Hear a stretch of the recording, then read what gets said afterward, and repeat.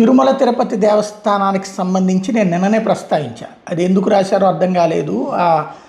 శిల్పాలయం already తీసి వేరే చోటకి మార్చాలని నిర్ణయించారో అక్కడ ఇంకోటి ఏదో వేరే ఊళ్ళో పేరూరు దగ్గర ఎక్కడో కన్స్ట్రక్షన్ ఏంటి తీసుకొచ్చుకునేది, చక్కగా అక్కడ కన్స్ట్రక్షన్కి సంబంధించినటువంటిది గుడి దగ్గర అలిపిరి దగ్గరే ఉంటే దాన్ని వద్దని చేయడం ఏంటి, అది అనవసరంగా రాసినటువంటి వార్త అన్నటువంటిది.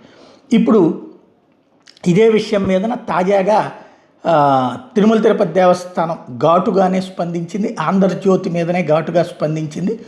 అందులో భాగంగా స్పష్టమైనటువంటి వివరణ ఇచ్చింది. ఆంధ్రజ్యోతిలో ప్రచురితమైన కథనం మీద ఖండన అన్నటువంటి పేరుతో సోమవారం మీ దినపత్రికలో ప్రచురించిన ఈ తిరకాసేమిటి తిరుమలేశ నిబంధనలకు టీటీడీ బోర్డు తూట్లు, ఈసారి ప్రఖ్యాత శిల్ప శిక్షణ సంస్థకు ఎసరు అనే వార్త అవాస్తవం. టీటీడీ బోర్డు సభ్యులందరూ విషయం మీద చర్చించి భక్తులు సులువుగా చేరుకునే అలిపిరి ప్రాంతంలోని వసతిగృహాలు ఏర్పాటు చేస్తే భక్తులకు మరింత సౌకర్యంగా ఉంటుందని టీటీడీ బోర్డు నిర్ణయించింది. అంతే తప్ప సదరు వార్తలో పేర్కొన్నట్టు శిల్ప కళాశాలను కూల్చివేస్తున్నట్టు మరేదో జరుగుతున్నట్టు కథనం రాయడం బాధాకరం. భక్తుల సౌలభ్యం కోసం టీటీడీ బోర్డు సమిష్టిగా తీసుకున్న నిర్ణయాన్ని టీటీడీ చైర్మన్కి ఆపాదిస్తూ వార్తను రాయడం సరైంది కాదు. దేశ విదేశాల నుండి శ్రీవారి దర్శనానికి వచ్చే భక్తులకి వసతి సౌకర్యం కల్పించడంలో భాగంగా ఇంటిగ్రేటెడ్ పిలిగ్రిమ్ టౌన్షిప్ను ఏర్పాటు చేసేందుకు టీటీడీ నిర్ణయించింది. అందులో భాగంగా ఇంటిగ్రేటెడ్ పిలిగ్రిమ్ టౌన్షిప్ను సులభంగా గుర్తించేందుకు వీలుగా ల్యాండ్ మార్క్ను శ్రీ వెంకటేశ్వర సంప్రదాయ ఆలయ శిల్ప శిక్షణ సంస్థను చూపించడం జరిగింది. సామాన్య భక్తులకి స్లాటెడ్ సర్వదర్శనం, ప్రత్యేక ప్రవేశ దర్శనం ఎస్సీడీ, అలాగే శ్రీవారి మెట్టు అలిపిరి కాలిబాటల ద్వారా నడిచి వచ్చే భక్తులకు దివ్య దర్శనం టోకెన్ల జారీ సౌకర్యం కల్పిస్తూ భక్తులు తమకు అనుకూలమైన దర్శన సమయాన్ని స్వయంగా ఎంచుకునే టీటీడీ చర్యలు చేపడుతుంది. పరిమిత నీటి వనరులను దృష్టిలో ఉంచుకుని పవిత్రమైన తిరుమల కొండల పర్యావరణాన్ని పరిరక్షించేందుకు కాంక్రీట్ నిర్మాణాలను నియంత్రిస్తూ అలిపిరిలో 38 ఎకరాల విస్తీర్ణంలో భక్తుల వసతి ఇతర సదుపాయాల కల్పనకి 460 కోట్లతో ఎల్ఎన్టీ ద్వారా ఒక మాస్టర్ ప్లాన్ రూపొందించబడింది. ఇదివరకు 2018లో అలిపిరి సమీపంలో భక్తుల వసతి కోసం అనుబంధ సదుపాయాల కోసం ఎల్ఎన్టీ మాస్టర్ ప్లాన్ రూపొందించింది. ఈ ప్రణాళికలో ఎస్వీఐటీఎస్ఏ పరిసరాల్లో సుమారు 38 ఎకరాల్లో 4704 గదులు, 18720 పడకల నిర్మాణానికి ప్రతిపాదించబడింది. ఈ మాస్టర్ ప్లాన్ ఆధారంగా 4 బ్లాకులు 460 కోట్ల అంచనాతో ప్రతిపాదనతో టీటీడీ బోర్డుకు సమర్పించబడింది. టీటీడీ బోర్డు 9/10/2018 నాటి రెజల్యూషన్ నెంబర్ 435 ద్వారా మొదటి దశలో 4 బ్లాకుల్లో ఒక బ్లాక్ నిర్మాణానికి ఆమోదం తెలిపింది. అలిపిరిలో భక్తుల వసతి కోసం 5 పడకల గదులతో కూడిన ఒక వసతి బ్లాక్ 384 గదులు నిర్మాణానికి 112 కోట్ల అంచనాతో టెండర్లు ఆహ్వానించబడ్డాయి.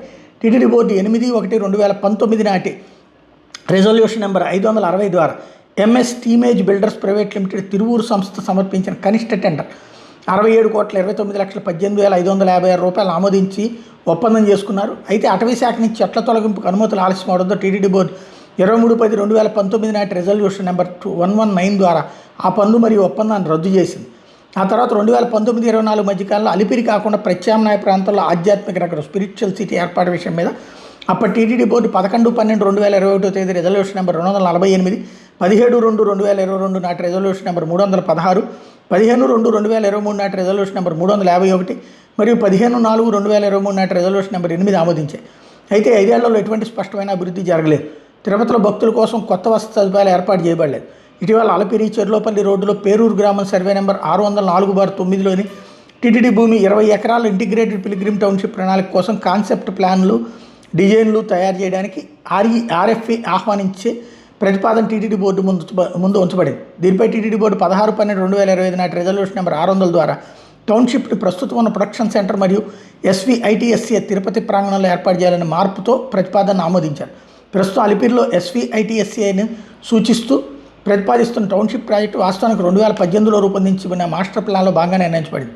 పై వార్త భక్తుల మనోభావాలను దెబ్బతీసే విధంగా ఉన్నందున రేపటి మీ సంచికలో ఈ ఖండనని ఇది ప్రచురించాలి అన్నటువంటి కాన్సెప్ట్ని టీటీడీ ఒక ప్రెస్ నోటు ద్వారా ఖండిస్తూ రెజల్యూషన్ చేసింది.